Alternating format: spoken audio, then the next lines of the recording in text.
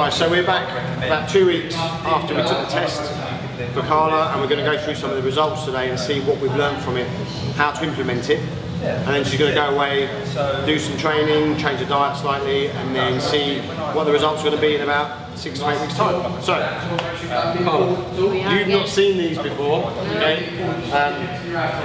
They're very interesting to say the least, but they explain a lot as to why you are the way you are.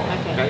So, we're going to run through the first type of test that we did, which is about your power and endurance capabilities and the best type of training for you.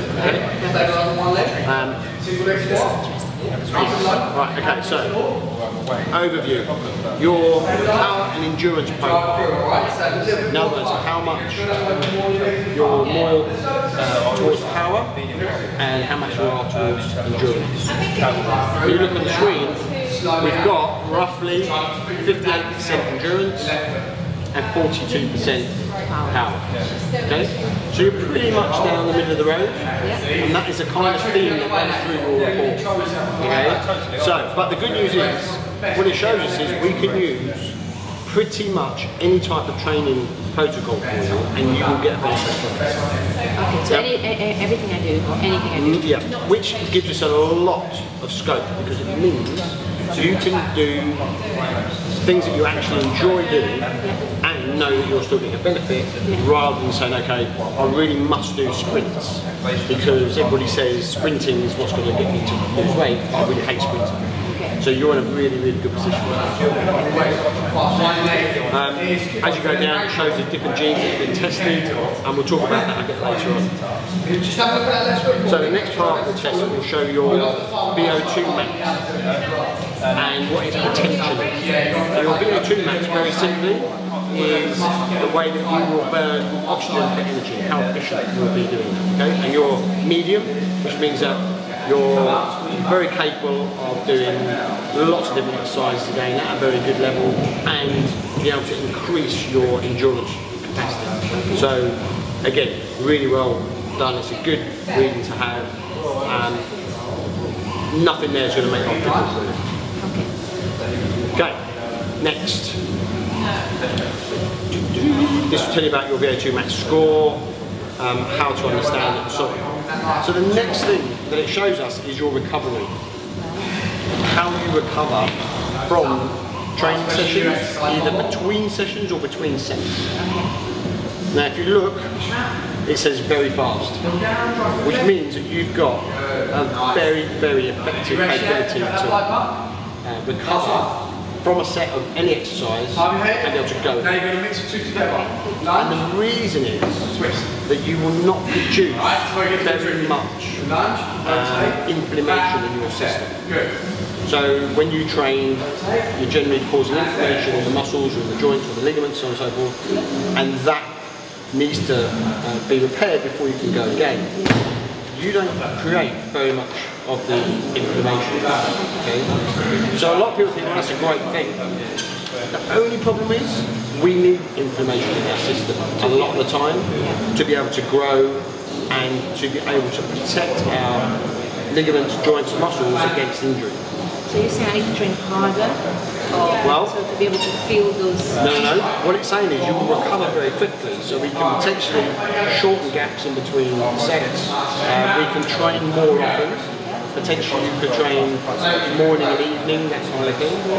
But during the training you still need to be careful with how hard you push yourself. And the next result is your propensity to injury. And we'll see, I would suggest that if you've got a good result like that in your recovery, you are probably going to be susceptible to your injury here and there. Okay? And which is what? So inflammation is actually an important thing to have. As you can see, this assessment did not detect variations in genes that could alter free radical clearance. So your free radical clearance from the training is very good. Takes it in, gets rid of it, fantastic. There's very little interleukin 6, C-reactive protein, or anything from that perspective that's going to push up inflammation. So you're going to be good in one aspect, but we need to be careful. Okay? You can't just go, yeah, that's great, I recover really quickly, so I'm just going to go right there. It's going to cause a spot.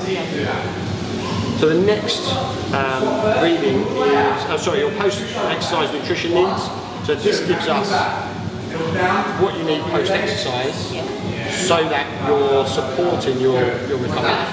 And it's basically good amounts of vitamin A, some vitamin C, E, omega-3s, alpha-lipoic acid, and the antioxidants that come from cruciferous vegetables. And that realistically, in someone who's got a diet like yours, is pretty much in there.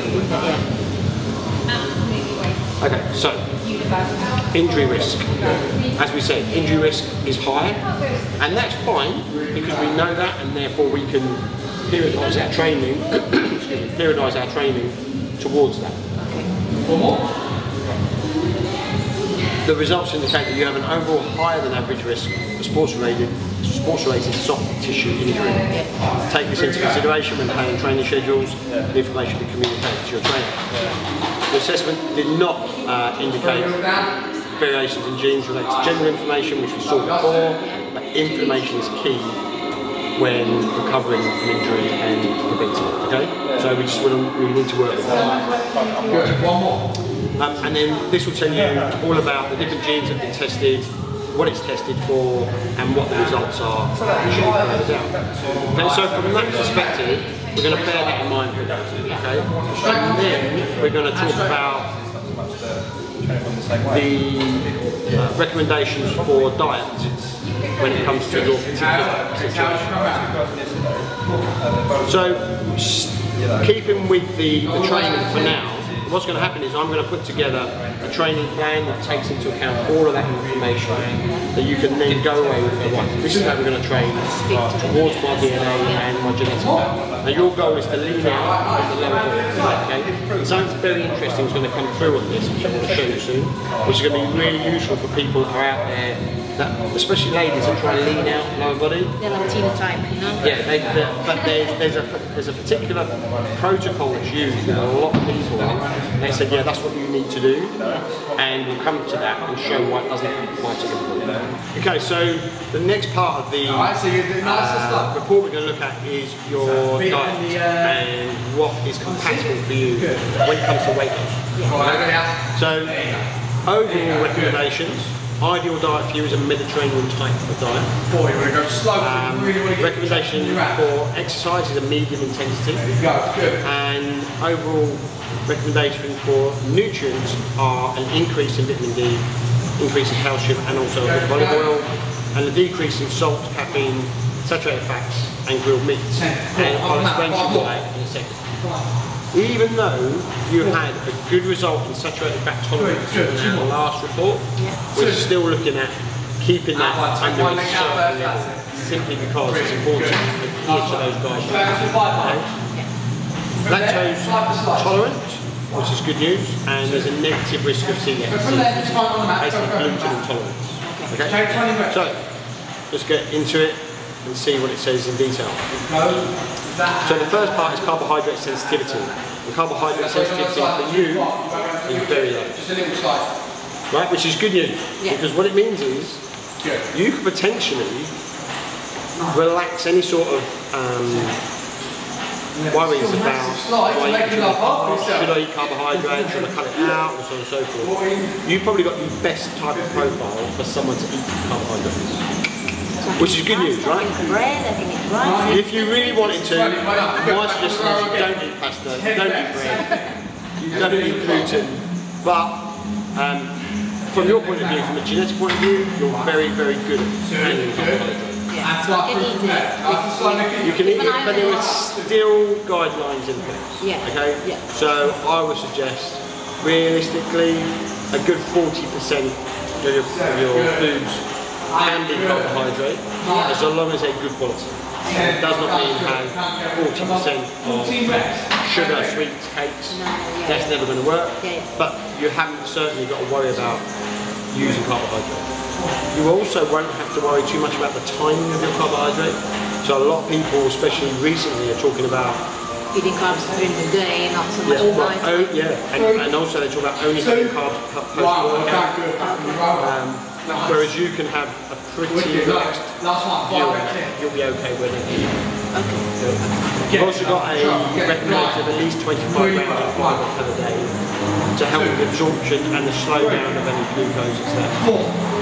Now, what it covers is a series of elements towards your carbohydrates. So it's things like carbohydrate metabolism, assimilation, short-term glucose function, and also long-term insulin sensitivity. So we take a series of 1, 2, 3, 4, 5 different genes. We take a meta-analysis of it, which means we look at all of it and we see what the end result is.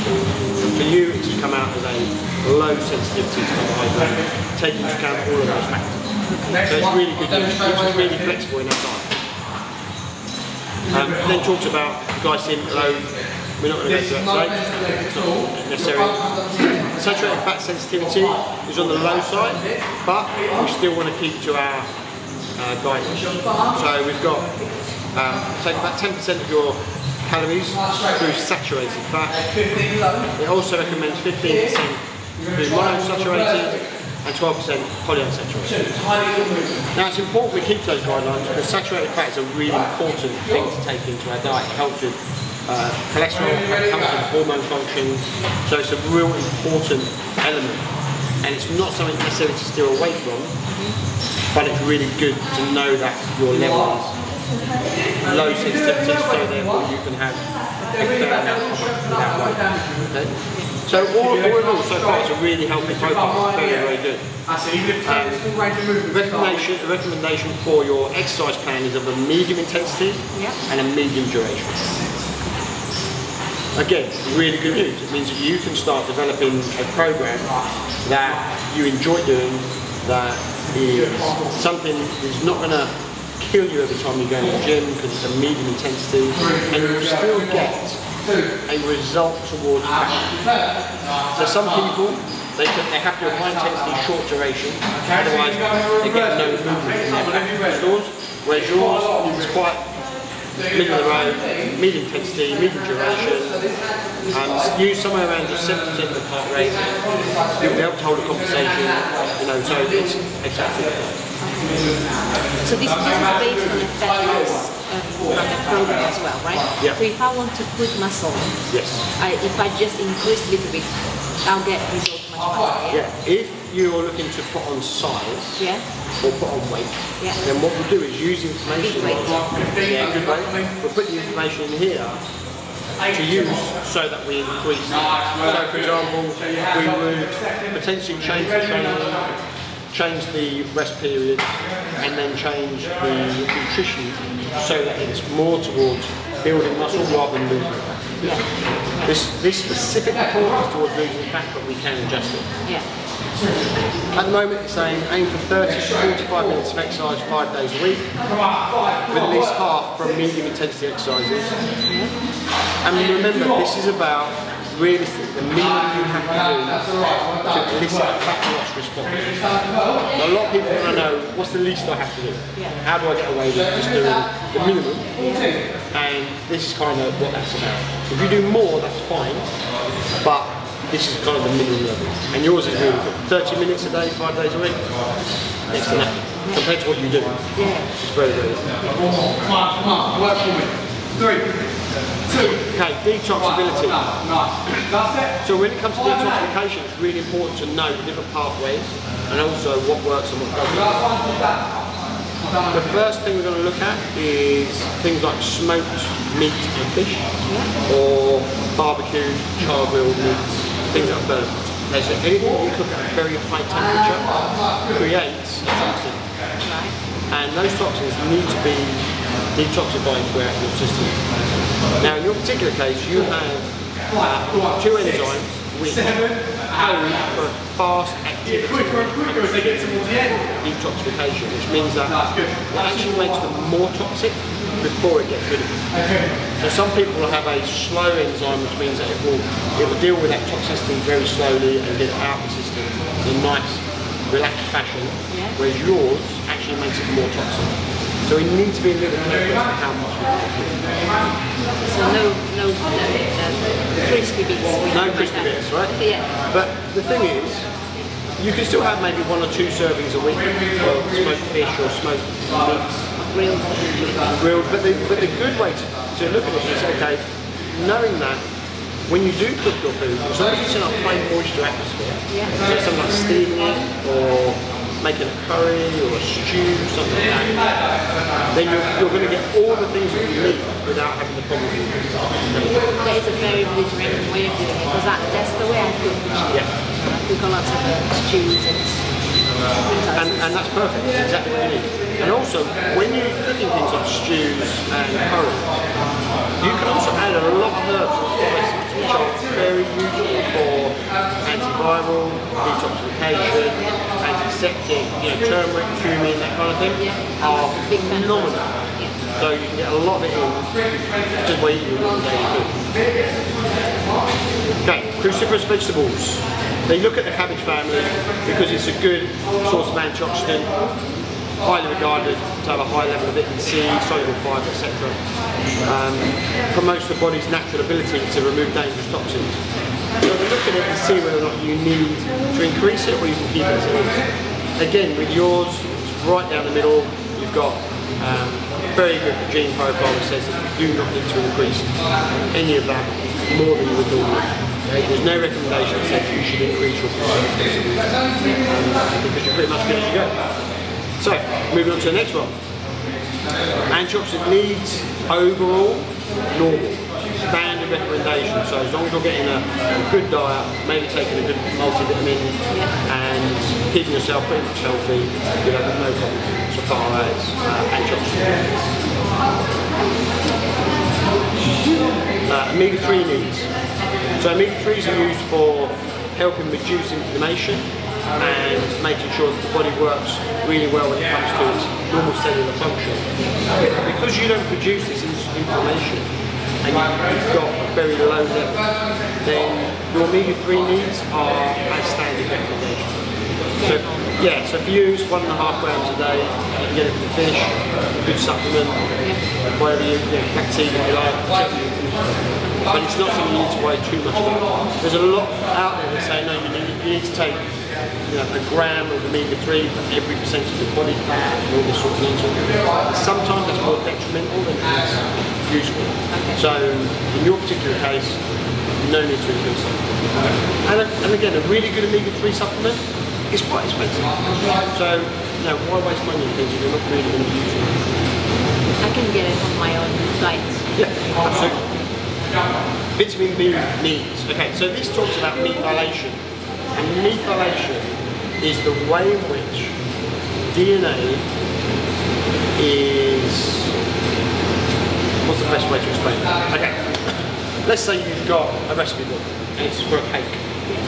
And you follow the recipe and your cake comes out perfect. If you have that same recipe book, but instead of it saying 200 degrees oven, 1 hour, it says 20 degrees oven, 1 hour. Everything else is the same, just that one bit of information is different. The end result, this cake, will be very different. Okay? So methylation is the way in which DNA gives its direction and to make sure that pathway of messages is correct. And if people are under-methylated, it means that the DNA doesn't get to give the correct information, and therefore over a long period of time we can end up with mutated cells or issues with DNA, especially when you reproduce new DNA. In your particular case, there's no issue with it. You've got standard recommendations for vitamin B, which is what helps with that methylation. It's normally folic acid, B6 and B12, and yours are absolutely standard as well. In fact, you've got a very, very healthy gene profile. Okay, so next one up is salt sensitivity. And salt sensitivity is slightly raised. It's no big deal. It just means that if you are in the habit of using salt on all your food, it might lead to some hypertension later on, and I would suggest that you just keep that a little bit under control. So taste your food first, try not to use salt on the table. Use a little bit in your cooking, but try and keep it. Be aware of it. Yeah? Okay. The next one, alcohol sensitivity. How much do you drink? Not much either. No? Okay, well if we go back to some of the other results that we've had regarding toxicity and how quickly toxins are processed in you, which is not a great thing. The same kind of thing happens when you use alcohol. And so it is processed very quickly, which means that it has a negative effect. So you mean, this is why when I drink 2 glasses of anything, I get drunk? Well, yeah, potentially, but also some people that have that same gene will actually have the opposite effect, where they'll drink and not really feel that. But I feel with 2 glasses, they might feel drunk after 2 glasses, but they are after 5 glasses, they still feel the same. They don't get any worse. So, in your particular case, it's saying it's got reduced benefit on cholesterol. A lot of the French, for example, say we have a glass of wine with our meal, it keeps our cholesterol low. Some people have that, some people don't. You know? But you don't drink that much, so it's not really a main concern. Now, the next one is a concern. Okay? And the next one's caffeine sensitivity. And this is not coffee, this is caffeine. Okay? So, you have got, again, the same enzymes involved in your caffeine metabolism as we had in the, similar to the carcinogens from food and smoking. Okay? So it metabilizes coffee very quickly, and you've got 2 genes that code for that. So it metabolizes caffeine very slowly, and you've got 2 genes that code for that. And the result is that it lasts a long time in your system. So some people can have a cup of coffee and it might give them a cognitive function benefit. In other words, it will make them think better, a bit more focused for about an hour, hour and a half. But it's still in their system for about 4 or 5 hours. So their central nervous system is still getting the stress from it. Whereas a slow metabolizer, it might be 8 or 9 hours later. And it's still in the system. The reason this is important to your attention is studies have shown that if you have more than the equivalent of 4 cups of coffee a day, which isn't difficult for a lot of people, they'll get up in the morning, they'll have a cup of coffee, they'll get to work, then this is caffeine related. So more than 4 cups a day increases the risk of heart attack by 70%. 70. That's massive. So it's a really important thing to be aware of. But moreover, caffeine is found in your pre-workouts, fat burners, in nearly any sports supplement that is looking for performance-related benefit, as well as obviously Red Bull and all this kind of nonsense we can drink. So if the limit that's been given is 200 milligrams, which is for you, one scoop of a pre-workout, we've generally got 200 milligrams in it. So yes, so the people who use that, they have a pre-workout, they have a couple of cups of coffee a day, if they have something else with caffeine in later on, you know, they're way over what they should be taking. So it's very, very important to be mindful as to what supplementation you take and whether or not it has caffeine in it. Okay? Sometimes when I take a pre-workout, I admit I can only take half a sachet because I'm at this, or I feel a little bit sick when I'm working out. So you need to feel a bit like what? You need to be a little bit careful. That might not be the caffeine, there might be some other ingredient, because there's a lot of different ingredients pre-workout, but it's certainly worth being aware of. Okay? So moving on from bad news, good news is lactose intolerance risk is very low, which means you have one of the genes that leads to the production of lactase in your system. And lactase is the enzyme that breaks down lactose, which makes us, which we normally have a problem with dairy. So I have no problem with dairy. You won't have too much of a problem with it. Whether or not you eat huge amounts of it on a daily basis, that's up to you, but you certainly will be okay. And generally this means that somewhere back in your lineage, thousands of generations ago, there would have been an origination from Northern Europe or Scandinavia, because they're kind of where the lactase assistance gene comes from. So somewhere back there.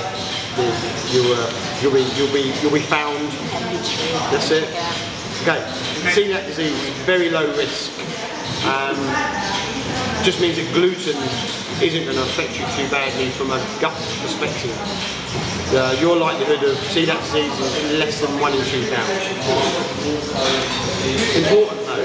Okay, so celiac disease, your gut is like this, okay? It has VI in it, which allows you to increase the surface area instead of it being a flat surface. You've got these, which means you've got more surface area and you can absorb more nutrients. Celiac disease tends to break these down so that they become a bit stumpy and disjointed, and therefore can't absorb as much. Now, celiac doesn't always present itself with a symptom. Sometimes people don't even know, but they have got a reduced capability to absorb food, and you know, long term they can become suffer from malnutrition simply because they're just not absorbing the food. In your case, it's not likely, and therefore we haven't worried about it. Personally, as a nutritionist, I would still not recommend gluten simply because it's got some other issues that I don't necessarily agree with. It crosses the brain-blood barrier, it attaches itself to the same receptors in the brain as Class A drugs, and therefore it's a very addictive cycle that starts off, and normally 60 to 90 minutes. So across the gut barrier for sure, and it can irritate sometimes, but once it goes across that brain-blood barrier, it can make you want to eat more and more of it. And that's not necessarily a great way to do it, because you end up eating, even though you're not sensitive to carbs, you could end up eating more than you really want to. And you know, there's plenty of other foods. So for me, gluten-free, I would. Yeah, gluten-free oats, gluten-free, everything else. Okay. And then finally, we've got an overall nutrient recommendation, the various amounts of increases you need to make, others that are normal with the RDA. Yeah. But basic recommendation is 30 to 45 minutes a day of physical activity, limit your caffeine to 200 milligrams, keep saturated fats around 16 grams, and your glycemic load wants to be about 100, so your grams wise, if you like, with carbohydrate, about 40% of your daily. Yeah. So what we're going to do now then is I'm going to use this information to put together a diet and training program. Carla's going to start running that for 4 to 8 weeks, we'll see, and we're going to see whether or not it makes a significant difference knowing this information. One thing that I did want to say to you was it shows that cruciferous vegetables are not necessary for you to do food. Okay. Because you have that detoxification already built in, if you like. Okay. Now, generally, when a woman's goal is lean out in the legs, one of the supplements that is recommended is DIM, D-I-M, right. And that is the antioxidant that comes from cruciferous vegetables. Normally it's made from broccoli. Okay. So, if you went to a normal coach and they said, yeah, great, the lean out, first thing you've got to do is take DIM, it wouldn't work for you because you're already producing it. And having more of it, just more is not necessarily better. So we need to look at different ways, and there are ways of doing it. We can use a particular type of calcium, we can use some infrared sauna and stuff like that, but we can start building some protocols towards specifically to try and lean the legs. But anyway, we're going to put it all together and then see what we come up with and see what the results are. I can't wait. I just want to start.